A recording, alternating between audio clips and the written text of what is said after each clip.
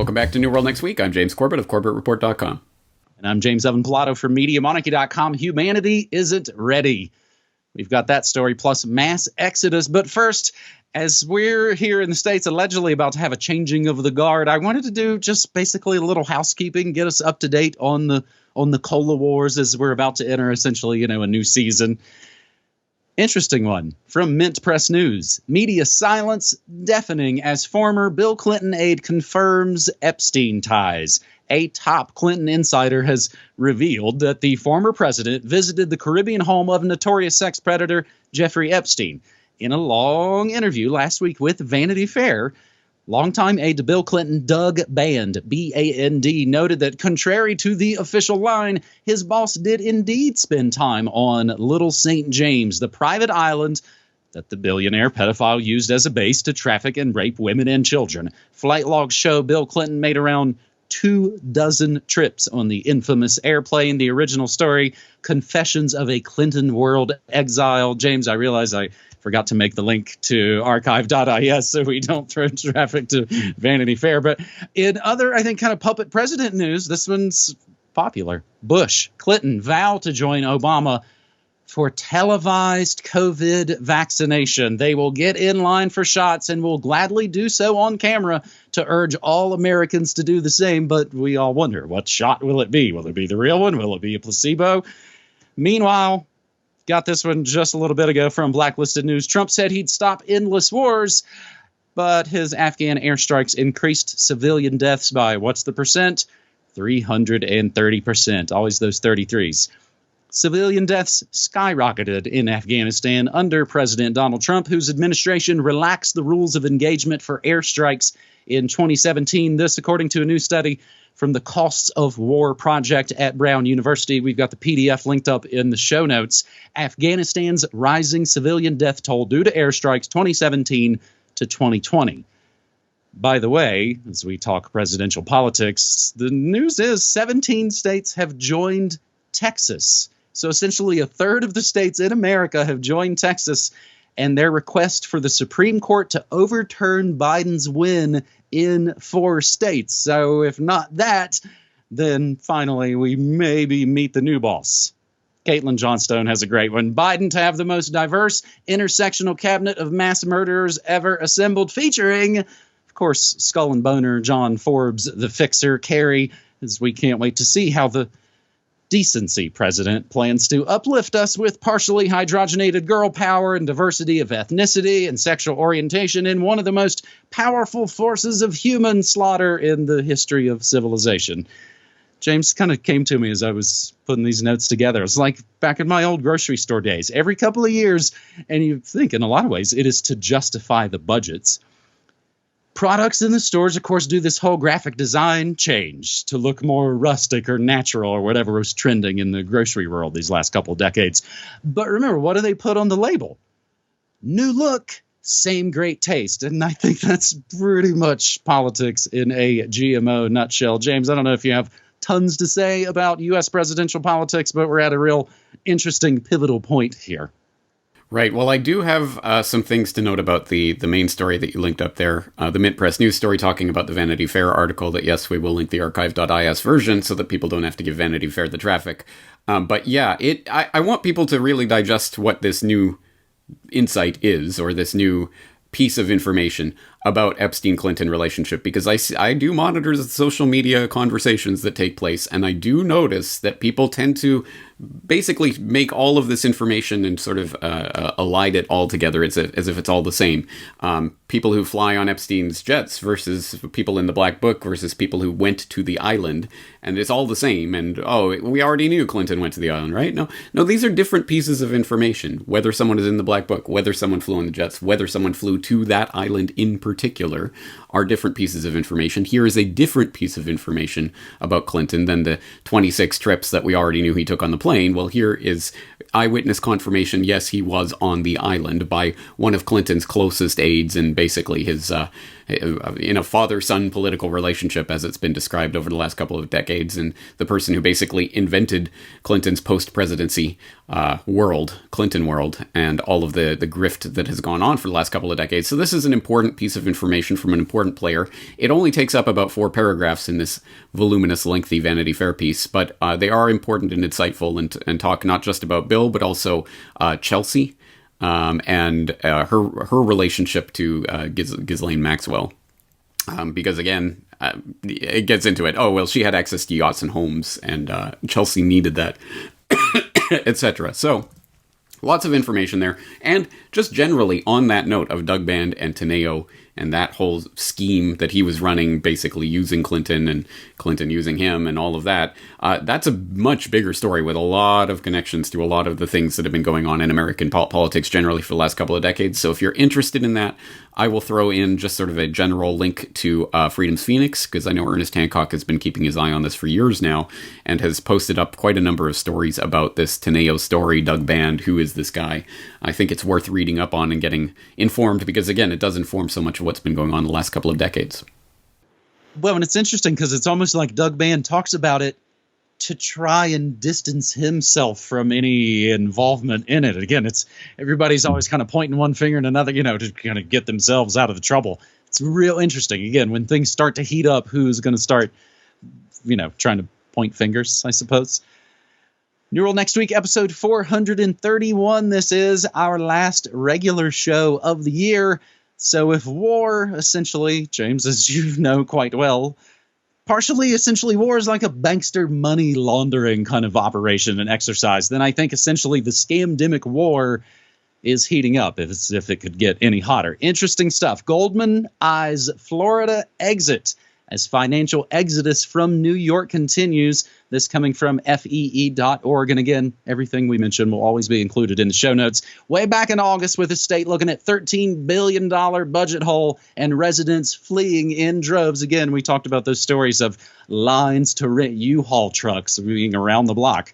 New York Governor Andrew Grandma Killer Cuomo issued a plea for New Yorkers to return to the Big Apple, but much more recently, this past Sunday, news broke that the multinational financial services company Goldman Sachs, one of the largest companies in America, Obama's favorite banksters, they're considering a plan to move their headquarters from the Empire State of New York to the south. Goldman Sachs Group Incorporated is weighing plans for a new Florida hub to house one of its key divisions in another potential blow to New York's stature as the de facto home of the U.S. financial industry, so said Bloomberg. Fort Lauderdale, maybe Palm Beach County. Goldman is also considering Dallas as a possible alternative, as we will see many others are as well. Goldman's announcement basically couldn't come at a worse time for New York City, which currently has the most office space available since, when? The last big mega scam after 9/11. A departure from Goldman Sachs would signal that New York City's days as the financial capital of the world are over in some ways. The only surprise is that it took so long. James, related that I covered recently on my morning show, Hewlett-Packard leaving California for Texas as the Golden State exodus continues. So not a real big surprise. Essentially, the whole middle part called America pretty much hates New York and California anyway, James. So this isn't a real big surprise, I think, in that way. But to actually see giant corporations making the move again, generally not out of big moral conviction, but it's friendlier to business. The tax situation in Texas is pretty sweet. I think Joe Rogan can attest to that as well, James. Yeah, well, this is just the start of what we're seeing when they push the Great Reset button. It really does mean a reordering of things that we've taken for granted our entire lives. Of course, Wall Street is where all the banksters congregate, and they have to. I mean, how would they ever conspire if they weren't in physical proximity? Well, hey, it's the 21st century, and they don't need that. They can do social distancing as well. It doesn't really matter. Now, it's interesting to see. I mean, I feel like this is the roll safe meme. You can't occupy Wall Street if we're not on Wall Street. But I'd be interested to see how this plays out with, say, the City of London, because as I know, the City of London's special independent sovereign territory there within the UK, that the Queen has to ask permission to enter the City of London, the square mile where London's financial district is. I think it has some sort of deeper ties geographically and otherwise. Actually, look up, I believe it was underneath the Bank of England, or at least in that area, some archaeological digs that have been done there. I'll just leave that as a tidbit for people to look into. But yes, that's a special place that maybe the banksters won't want to abandon. But Wall Street, Small Street, whatever. They can do it from Florida. They can do it from wherever. And maybe it's better for the banksters if they're all spread out, so you can't go and occupy any particular important piece of geography. So I mean, it's interesting to watch how this plays out. But as I say, I think this is just part of the great reordering that is part of the Great Reset. And things that you have seen your entire life and expected to be there your entire life are probably going to go by the wayside in the coming years. So get used to it. I think, American sports actually this year very quickly realized, Texas, Florida, that's where we've got to go if we want to keep the shows going. And they essentially did. And that's where a lot of the playoffs and all the finals, all those things were all in pretty much Texas and Florida. James, you do remind me, I'll find the best link for this because you talked about Vatican City. You've heard me talk a bunch about, there's a crazy, just long, like 6-hour documentary that I love called Empire of the City. Some places it's called Ring of Power. It's got a lot of really interesting information in it. And it talks essentially about those three main seats of power, the District of Columbia, which I think would be the war power.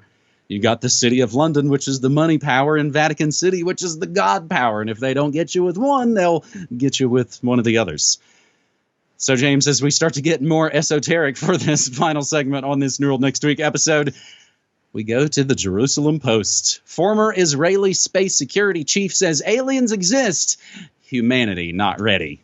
Has the state, again, this is coming from the Jerusalem Post, has the state of Israel made contact with aliens? According to retired Israeli general and current professor Haim Ashed, the answer is yes, but it's been kept a secret because humanity isn't ready. Ashed served as the head of Israel's space program for 30 years and is a 3-time recipient of the Israel Security Award. He said Israel and the U.S., they've been dealing with aliens for years, and this by no means refers to immigrants, yuckity yuck. With Ashed clarifying the existence of a galactic federation, which may actually be the real takeaway from this story. We've all heard all the, declarations of aliens, but the Galactic Federation. This cooperation includes a secret underground base on Mars where there are American and alien representatives. If true, the article notes, this would coincide, of course, with Trump's creation of the Space Force as the 5th branch of the U.S. Armed Forces, though it's unclear how long this sort of relationship, if any, has been going on between the U.S. and its reported ET allies. But Ashed insists that Trump is aware of them and that he was on the verge of disclosing their existence. However, the Galactic Federation reportedly stopped him from doing so, saying they wish to prevent mass hysteria since they felt humanity needed to, quote, evolve and reach a stage where we will understand what space and spaceships are, end quote. James, so is the Project Bluebeam is going to be this whole Zionist production? How's your 2020 bingo card looking? Are you looking at false flag, EMP for Dark Winter Christmas, maybe a very APAC alien New Year? What a strange story, James. And again, I've speculated as we were seeing them do it.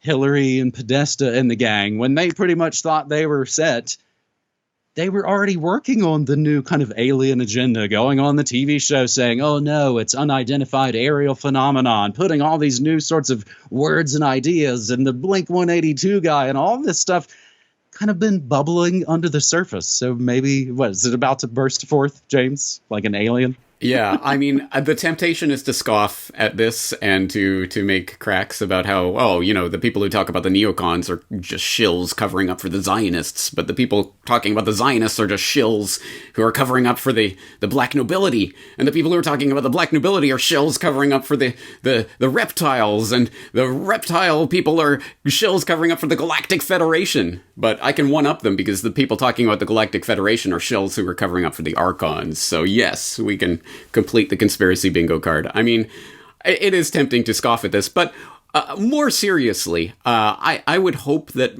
our regular viewers will be better situated to understand the context of this story and the potential importance, even if this is rather crazy. The potential importance of this type of thing, especially being introduced to the public through the Jerusalem Post and through these mainstream media outlets that are now at least putting it out there. I don't think they're going to necessarily take it seriously all of a sudden, but it's being seeded in the public consciousness, exactly as you say, with the unidentified area phenomena and that new Pentagon research project that they exposed, but totally has been scrapped, guys, and the To the Stars with Blink-182 and all of that. It's almost like this is part of an unfolding plan that is a longer-term plan for a longer-term false flag of some sort. And if you want more context on that, don't worry, I've got it. Episode 301, How to Fake an Alien Invasion, which is more relevant now than it ever was, potentially. And I will commend it to your attention for at least a couple of reasons. One is the work on War of the Worlds, not the broadcast itself, but the research that was done on top of that. The Rockefeller Foundation funded research about that broadcast and about how to essentially get the public to freak out over a non-existent phenomenon. Highly relevant to the world of 2020, isn't it? But also, yes, I believe, episode 301, I believe that was my first reference to John Podesta a year or two before it became a bigger thing in the conspiracy world. So yeah, Podesta there, of course, hyping the alien thing there, as it looked like Hillary was going to be anointed in 2016, and he's coming out in 2015, sort of prepping the hype-mobile for that. So some interesting parts around that. But as you say, I mean, there are so many different long-term potential false flag type of things they can pull out of their sleeves, like the fake alien contact or whatever, or an EMP false flag of some sort. I've also got an episode in the archives about that. So yes, there is a potential for the Dark Winter to be literalized with some sort of EMP sort of thing. Or, I mean, there's a million different things that we have to at least take into account. I hope people will follow the links to find out more information about it. But yeah, that's the way I read this. I read it in the context of a very long unfolding plan to seed the idea of alien contact into the public imagination, precisely so that people can be steered into some sort of, hey, now the aliens are coming to institute global government, or whatever form it takes. And Schwab will be our leader now. The aliens have appointed him. Finally. James, in closing this episode 431 of New World Next Week, I will remind folks we are using my North American post office box with the links and the address and all that stuff always down in the show notes. For folks who don't do the digital money thing but want to be able to support Corbett and New World Next Week, and also myself, of course, this should always be made out to James Evan Pilato. And, of course, all the other ways, PayPal, Patreon, Subscribestar, cryptocurrency, all the different ways. Again, we don't really care how, just as long as you do. So next week, our big year-end show, we pick the stories of this year, and we talk about the trends, predictions of next year.